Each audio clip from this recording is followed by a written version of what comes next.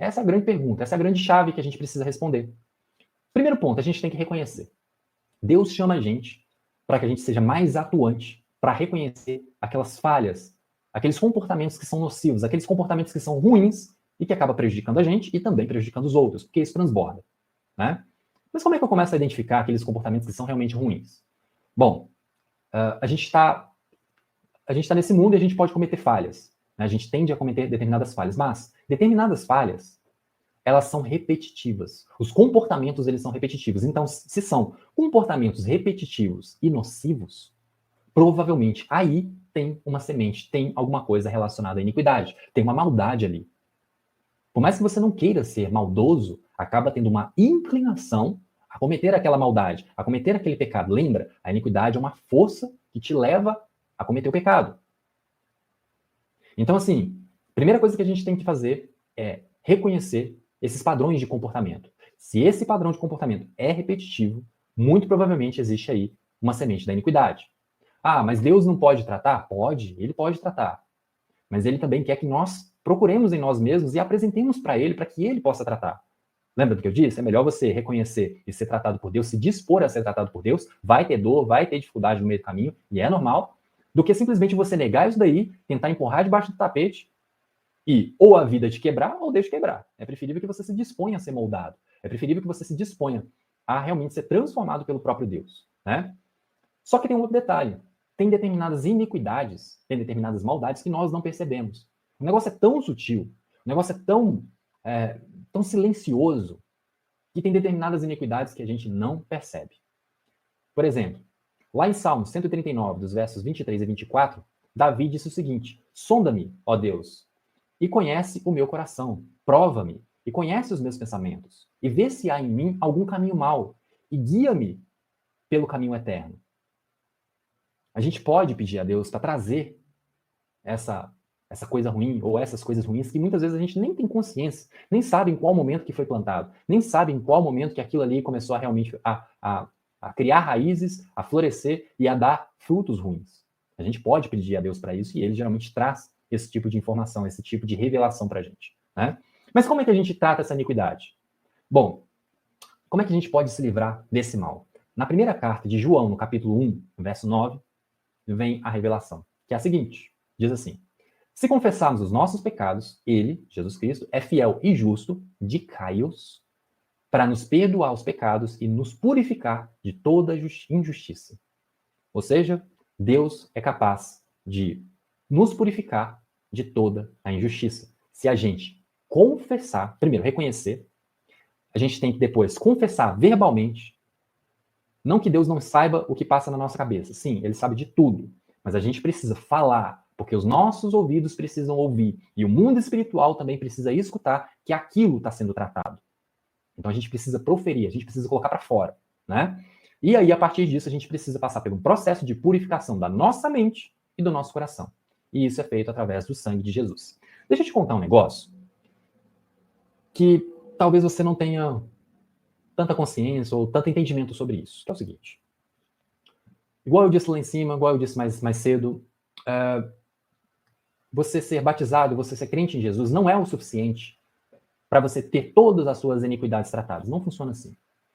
Deus, quando se encarnou e veio como Jesus Cristo, ele veio com um propósito muito específico, um propósito muito especial, que é, primeiro, trazer as boas novas, né, trazer realmente ali uma revelação nova, diferente, que aquele povo lá, no caso, os israelitas da época, o povo judeu, né, israelita veio depois, mas o povo judeu não tinha tanta compreensão, não tinha tanto entendimento espiritual, mas Jesus Cristo veio com um propósito muito específico, que é o propósito de trazer a redenção dos nossos pecados.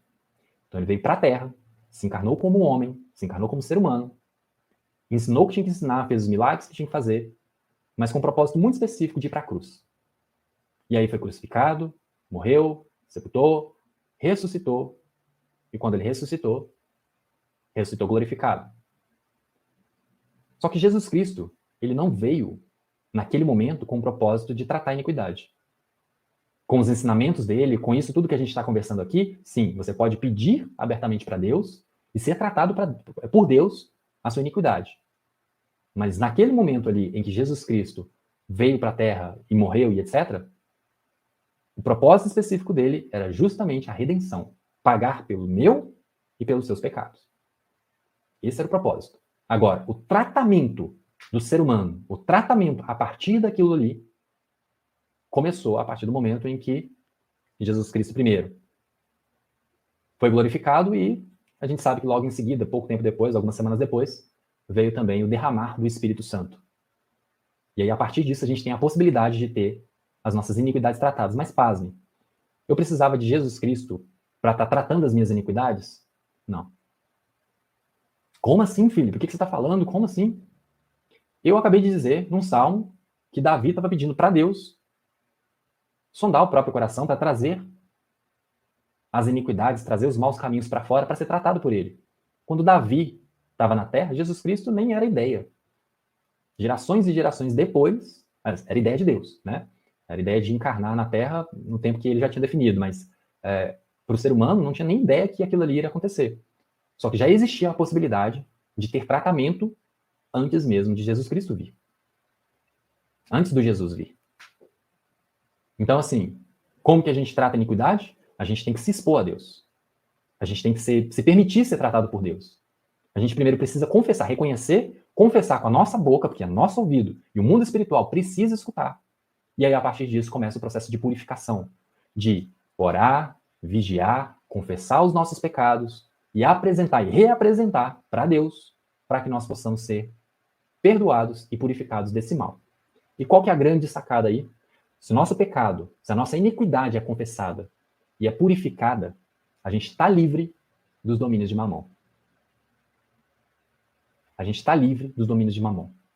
Consequentemente, aquelas questões emocionais, se eu tenho a raiz, se o meu coração está enraizado, na verdade, de que Deus é minha fonte de provisão, de que o dinheiro não tem poder, mas eu posso ter acesso a ele, posso usar ele da maneira que Deus me instruir, ou que eu quiser, ou que Deus me instruir, etc. Né? Mas que a fonte de provisão é Deus.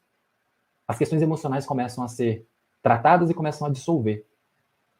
A raiz de amargura, a cobiça, a inveja, o medo da escassez. Já que Deus é minha fonte, eu não tenho que ter medo. Já que Deus é minha fonte, no momento em que ele considerar que é interessante para mim, ele pode me dar aquilo que eu quero, ou aquilo que eu desejo, que eu ainda não tenho, ou mais daquilo que eu tenho com um propósito específico, por que não?